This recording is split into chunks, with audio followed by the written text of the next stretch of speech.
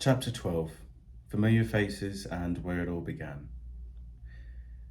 A couple of days ago, I was downstairs in the kitchen while my grandmother sat watching Anderson Cooper deliver a report on CNN. I can't exactly recall why I was down in the kitchen, either preparing a meal, studying, and completing school assignments, or actually working on this book. After a while, we got into a conversation on the current presidential campaigners, neither of which I cared for by any means, and we began to discuss the never-ending list of both proven and unproven allegations of President Cheeto Puff and how absurd it was that Americans and other individuals could side with the man. We spoke about tax evasions, the sexual scandals, the enabling of white supremacists in the United States, the Black Lives Matter movement and that entailed and how exactly they were helping the black community rather than harming it. We jumped around from topic to topic, each somehow coinciding perfectly with its predecessor. My grandmother's mind has always been something I have been appreciative of. I remember when I was younger, it must have been my first year of secondary school, and the class was tasked with writing about a person that we looked up to, someone who inspired us, and I had chosen my grandmother. She was fearless and caring and resilient in so many ways that my adolescent mind couldn't fully comprehend at the time, but at the moment, I realized enough.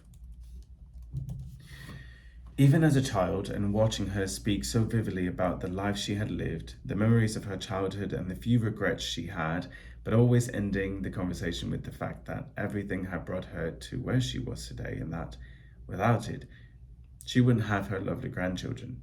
Me specifically, because we all know I'm the favorite. This always made me smile. In this particular moment, however, I had wished her memory wasn't what it was. To say that my heart sank to the ground beneath my feet would be an understatement. That motherfucker clawed its way out of my chest, hopped to the ground, packed its bags, and hightailed it across the sleek wooden floor. Do you remember when you were younger and you tried to speak to me about something that happened, but I had gotten distracted by something and you said never mind? Do you remember that at all? She'd said while darting her attention back and forth between me and the buzzing voices coming from the TV. My face scrunched up, trying to appear as if I was actually searching through my memory files to recall the conversation when in fact, I knew exactly what it was she was referring to. I did remember the time when I was younger. I could place which room we were in, inside of her neatly furnished apartment, and the feelings of fear and confusion that were playing the tug of war inside of me, trying to decide if I should tell her or not, attempting to see the future of how she would react to the news. Keep it together, I thought to myself. No, I don't remember that, I'm sorry. I lied as I moved around the large marble island and to the toaster oven where I could smell my bagel beginning to burn, my back now to her. Why of all times would she think to bring that up? The connection and timing of it made no sense at all. My mind was racing at this point, jetting through the years of locked away memories. Okay, I don't know why, but that memory really came to me out of nowhere, she said as she gave her full attention back to the television. I don't know why either, I thought as I quickly spread strawberry preserves across the over-toasted bagel. As I made my way up the plush stairs, my mind phased out into a dark vignette-type space, unable to discern whether its edges were slowly fading away or moving in to engulf me into its rich void. I felt my body become light and the air around me grow thicker with each breath. I floated over the final steps, through the hallway, past the heavy drumming of the washing machine and into my bedroom as I dodged the sun's flashy rays. I placed the crafted plate down on the nightstand and fell into the freshly piled of dried clothes, its warmth welcoming me as I sank further and further into its arms of jumbled sleeves and pant legs and colorful socks. There I remained, my body extracting the heat from the clothes until there was nothing left for them to give.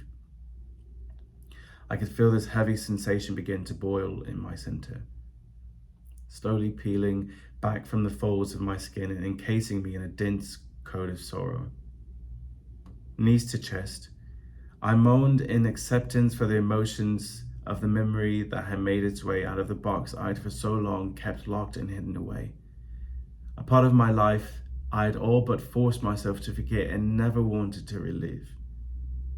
Only now I realized that, even then, they lay there at the bottom, bruised and battered, ripped into shreds from the high velocity impact. Their images stuck on repeat like a scratched up record. What more were they good for besides replaying the things that I wanted most to forget? Nothing. They were a constant reminder of when life made no sense or hurt, or when I'd entirely lost myself in the idea that this was what it was all going to be from now on. I didn't know exactly what she was referring to. I was 9 or 10 at the time, and my mum had brought me along with her to the home of one of her close friends, Shayla.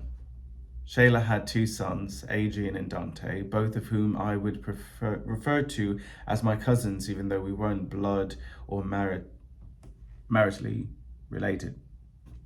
We spent so much time together, it made sense.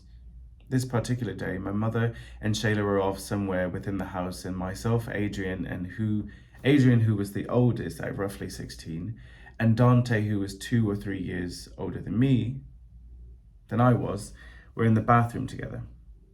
I didn't think too much into it then, but reflecting on it now, I don't quite understand why the 3 of us were in the bath, together.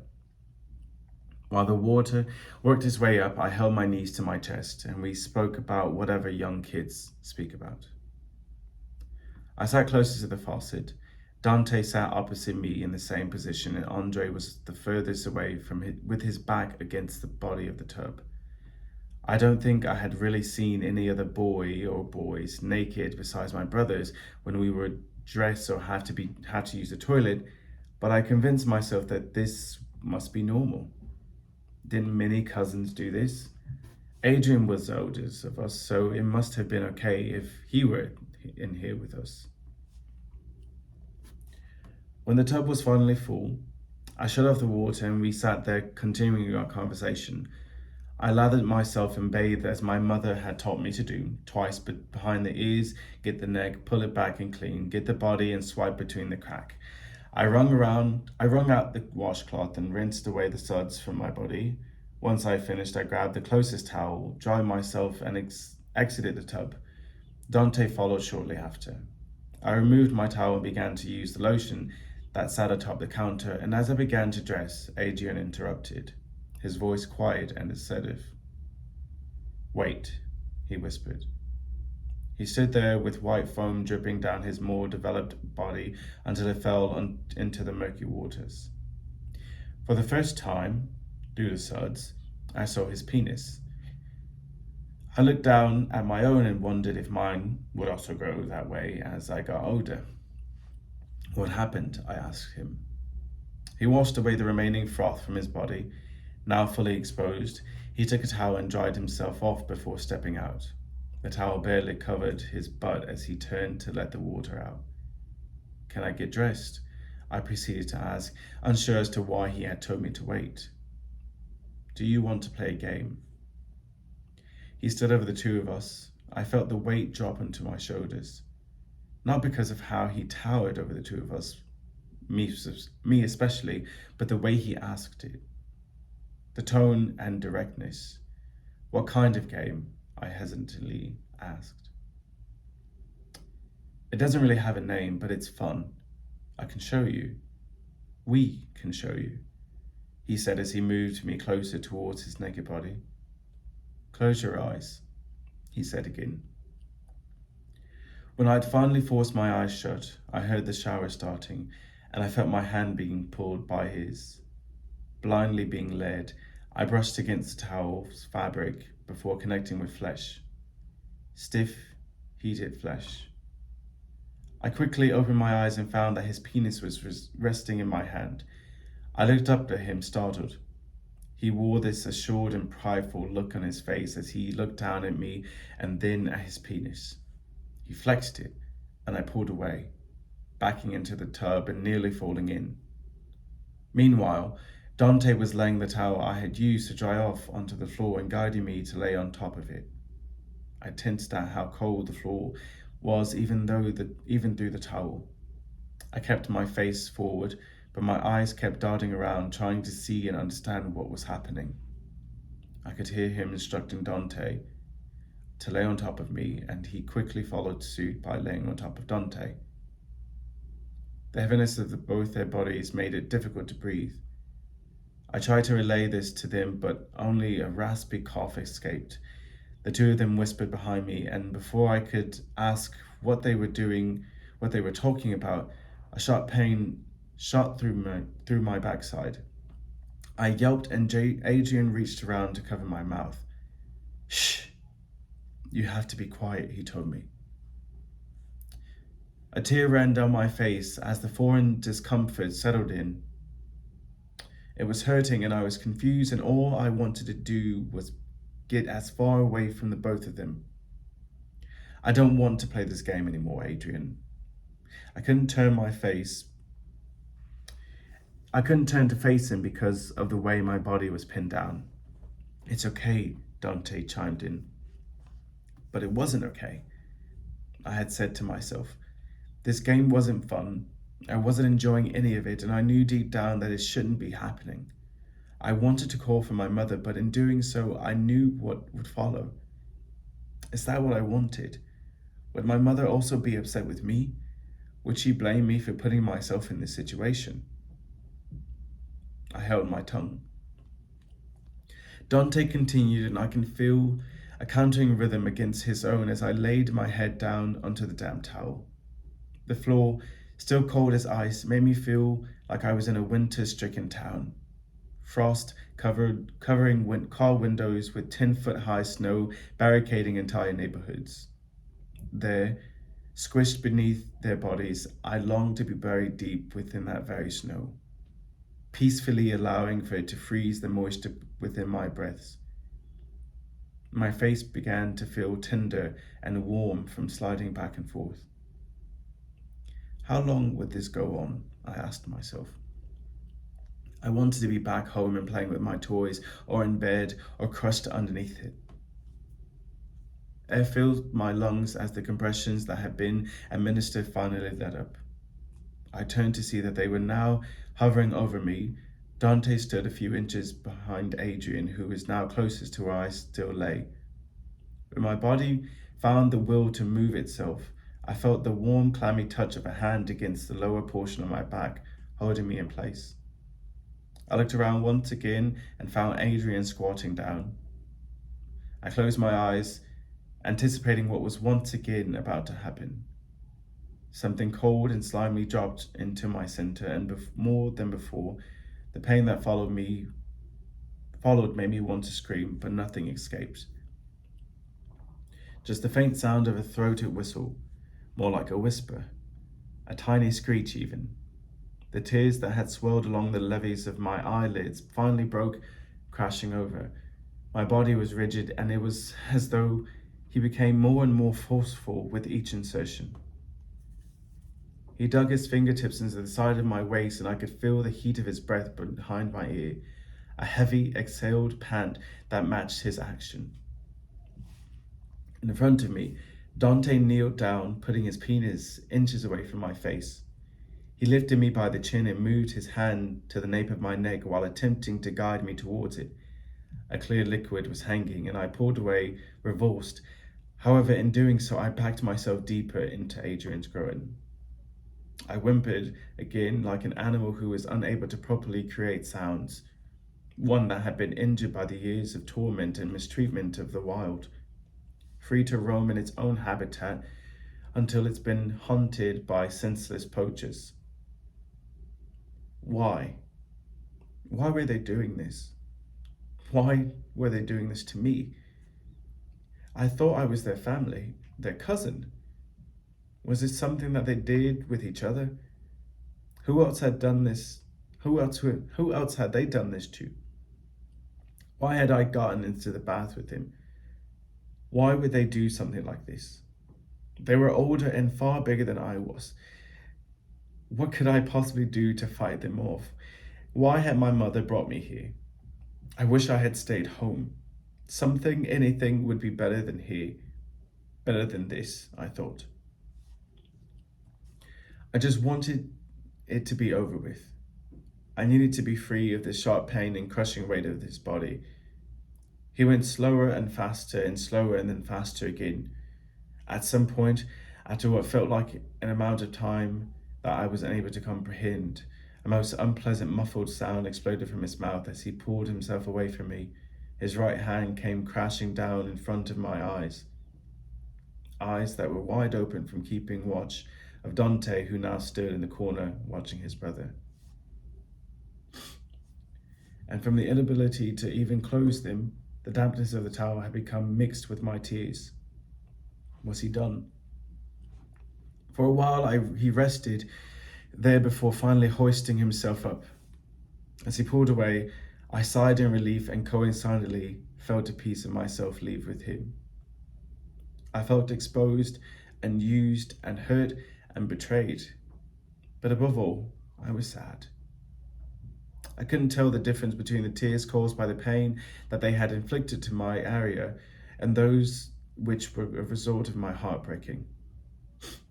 This wasn't what family did to each other. Families don't hurt one another. Adrian and Dante were both football players. Adrian was a star athlete, and though she would never admit it, his mother's favorite. He had these high slanted eyes that almost resembled those of a cat staring at you from upon the kitchen counters. At first glance, he looked like he wanted to rip your face off, but the moment he began to laugh or smile, those initial thoughts about him evaporated. He had a kind heart and was always polite, always kind and cared about people. It was startling how much they resembled each other. Like they could have been twins had they been born at the same time, of course. How interesting it must have been for Dante to see what he would gradually age to. However, here in this moment, with my back now rested against the lukewarm bathtub, I accepted the fact that they weren't my family. They weren't my friends. And most importantly, they didn't care about me. In a matter of minutes, they had unknowingly renounced all rights to any such association. But how could I explain to my mother why I wouldn't want to join her on her visit here? Would she, the parent, accept that from me, the child? If I told my grandmother what had gone down today, I knew that she would blame my mother for the type of people she chose to surround herself with. Those children are a direct reflection of the parents, Tish. I could hear her mouthing off to my mother as I sat in the living room pretending not to listen. I knew I couldn't do that. I knew I didn't want my mom to be blamed for their reckless and careless actions.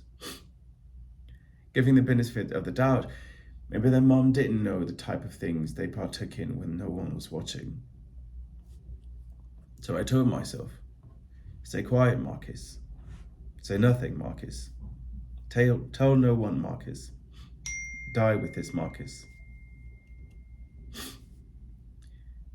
I peeled away from the floor and positioned myself in the corner where the tub and wall connected.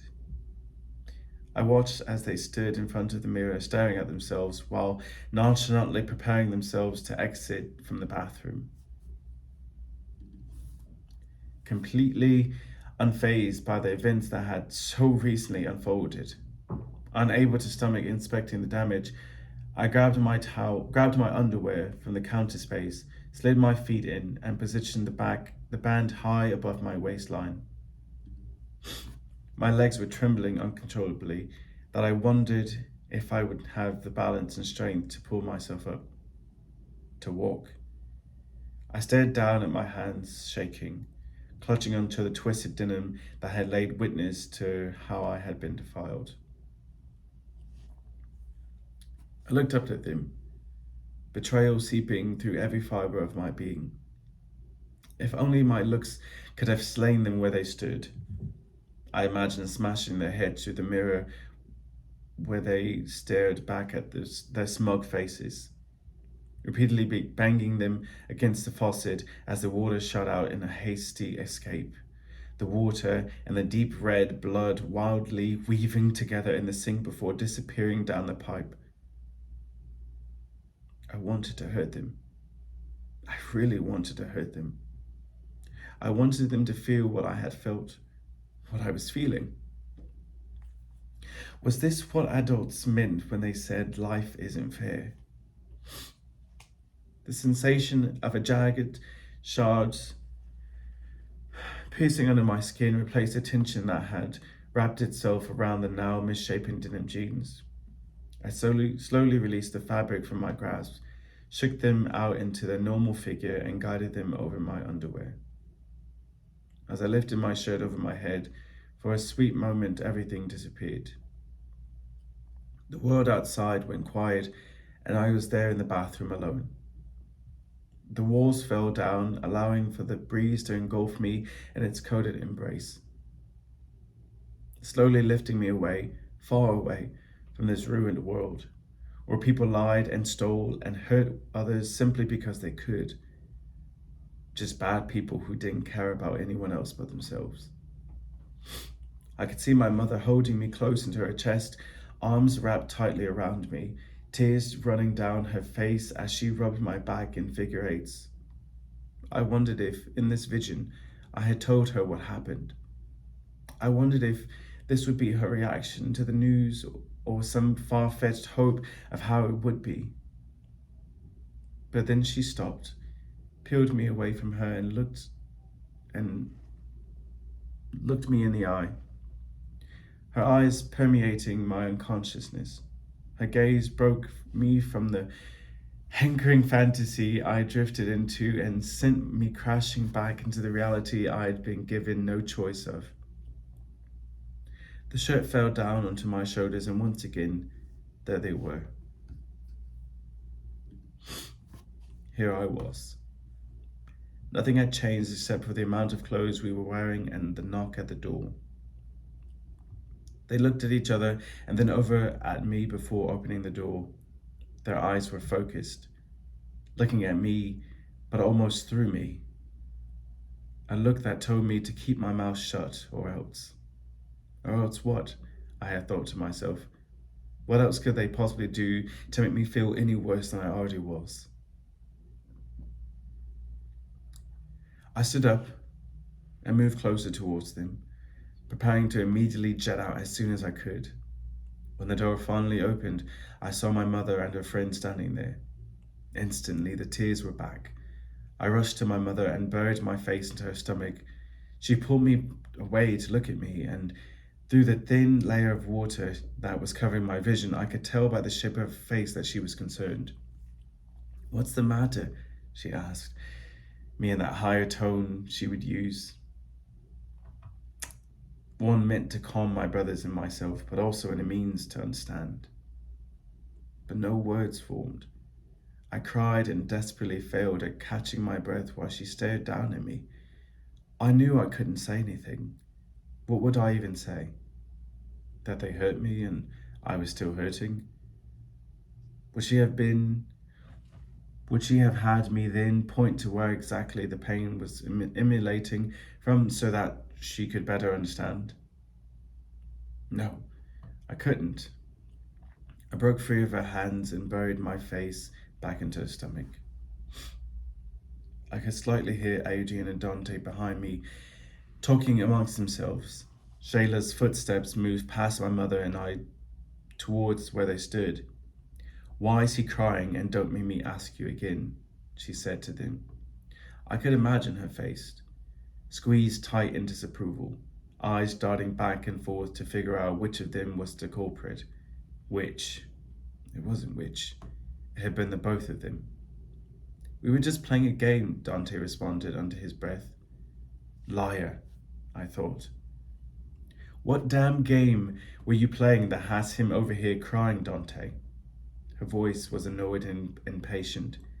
"We were playing that Bloody Mary game, Ma. The one we told you about from that movie. We were just kidding though, Marcus. It's not real," Adrian piped in, flawlessly. Liar.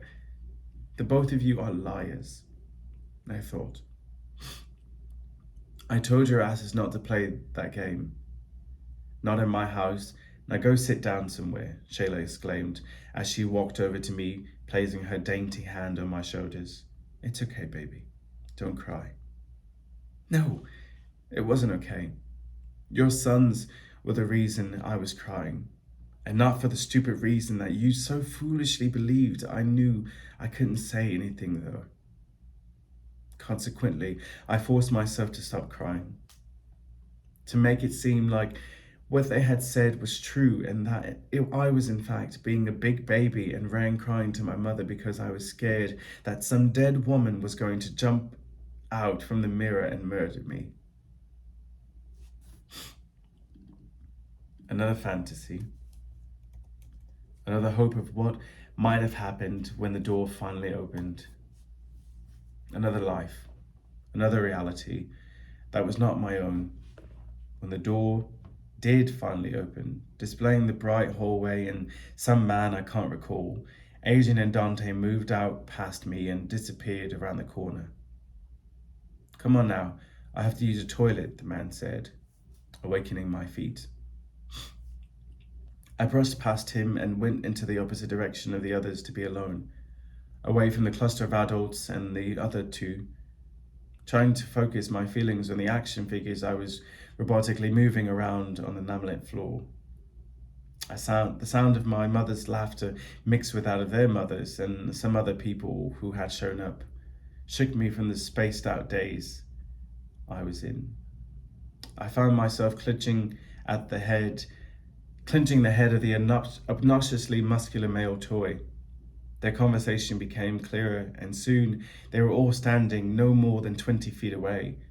Two of them, a couple I would assume, served out the hugs and spit more tales that brought forth more laughter from the rest of the group before departing. Not long after, a man made his exit. Marcus, come on, we're about to go, my mother said in the midst of her own conversation. As I stood and moved towards her and to the entry door, I hadn't realized how uncomfortable it was for me to walk. I sat down so quickly that I hadn't noticed the discomfort. I had to pretend like the pain wasn't there. So I straightened up and I tried my best to walk normally. As much as I wanted to cry, I had to keep it in and put on a face of strength, that I was okay, better even. When Shayla hugged me goodbye, I faked my smile and permitted my arms to move themselves around her, but I couldn't bring myself to look in their direction, for I knew their eyes were fixed on me. They already knew, almost confidently, that I would say nothing. And they were right. I wouldn't. I couldn't. And I didn't want to. On the ride home, I positioned my body in a way that put more weight on my sides than in the center. Ultimately, I decided to lay down to free myself of the hassle of forgetting or the fortunate instance where we would go over a speed bump. When we'd finally arrived home, I scurried past the living room where everyone, my brothers, both of my uncles and my grandmother, was sitting watching a show on TV, into the bathroom, turned on the lights and water, and locked the door. As I looked at myself in the mirror, at the kid whose closest connection to pain and heartache were a couple of bruised knees and the times where it would seem all was lost for the Power Rangers, this was different. I didn't know the person I was looking at. I didn't like it. Water steady flowing, I turned out the lights to escape the eyes of the stranger in the mirror staring back at me, screaming with water-stained cheeks. And as though my body and consciousness were waiting for the moment for us to finally be alone, the bandage was ripped away and everything I'd held in from the moment we left in the car ride and over the blasting music inside came out. I dropped down and began to cry as silent as I could, mouth dry and opened wide, letting only air circulate around the space. No squeals, no hollowed wailing, nothing. Just deep, sputtered breathing that could easily be masked by the running water spitting out into the sink and down the drain. This was pain I'd never thought I would experience. pain I didn't expect to receive by the hands of two people I called my family. There in the dark, I pushed it all away. I forced it out of my memory and I made myself forget. The Marcus that had for so long been carefree and welcoming of all things was shoved away. Snatched. Stolen. I would pretend as though nothing had happened, make everyone around me believe that everything was alright. No disturbance to the mental and physical well-being of this 10-year-old joyful child. Oh no, not at all. Fake it till you make it. They will never know, and they can never know. Set aside the suffering, the shock, the dismay. Leave it all here. Let it wash down the drain along with the pictures you'd captured at the moment with every blink to free the pool of tears. Let it go and forget it. Let it be as it was and move on from this day as best you can. You are doing this for your mother. You're saving your grandmother the agony of having to worry about any individual your mother surrounds herself with. Her worry is for you. You don't want anyone to get into trouble because of you. You loved Adrian and Dante. You don't want to make things difficult for anyone. You don't want the attention on yourself. No, that's the last thing you want. What would everyone think about you? So you must drown it. This is what you had to do. There are no other options. Just stay quiet and say nothing and tell no one and die with this.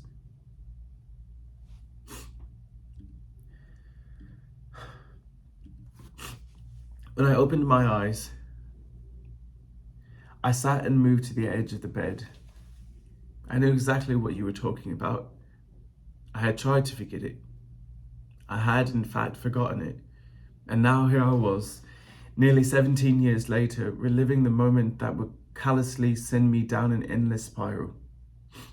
Years of hiding behind clothes and accessories, surrounding myself with people I knew I had no reason connecting with, all in efforts to blend in, because standing out would draw too many questions, would buy too much attention.